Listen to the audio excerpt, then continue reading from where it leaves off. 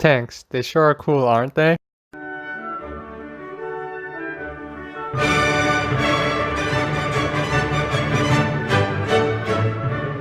Wait, I just got a memo. These aren't our tanks, which makes them bad? Okay, fine, get rid of them. That was a close situation, but what if you didn't have the luxury of editing, or even winning, such as the Soviets during the first few years of World War II? Sure, you can use your own tanks, but that's too expensive, and so are anti-tank weapons and even apparently soldiers. Well, then you would look elsewhere. Behold, the dog, man's best friend. They are genetically designed to kill. Although early prototyping occurred as early as the 1920s, it wasn't until World War II when the technology was put to the use. Using the basic design of dog, Soviet scientists improved on the design, creating the ultimate tank killer by strapping bombs on their backs. Okay, that's not entirely true. The original plan was for dogs to carry the bombs to a specific target, not just tanks, then have the trainer detonate the bomb.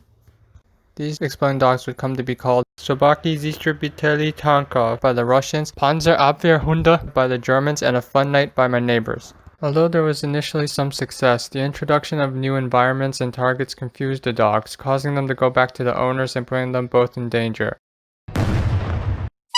Since that failed, instead of giving up on the program, they decided to change the plan. The new goal was to simply find any enemy tank instead of a specific target, and rather than a detonator, the bombs would explode on contact.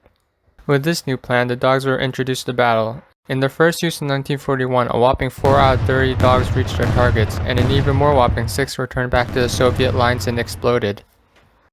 Well, what was the problem? Since there was a lack of fuel and ammo on account of there being a war going on, the dogs were trained on stationary tanks. Yeah, I had to learn that lesson the hard way. Turns out just like tanks, people actually move when you fight them, and they both make a lot of noise. What made it worse was that the dogs trained to smell diesel engines used by Soviet tanks, whereas the Germans used gasoline. This resulted in several friendly fire incidents as the dogs went under their own tanks.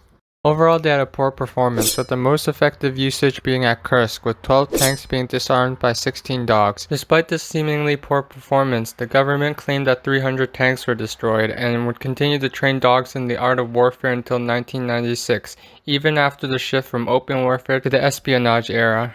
Today, such brutal treatment of dogs has mostly ended, with them entering the job market and adding even more competition to the hardworking workers by taking jobs such as lobster fishing, politicians, and even sewer sniffing.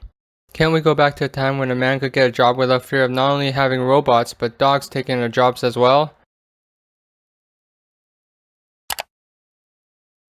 Funny joke.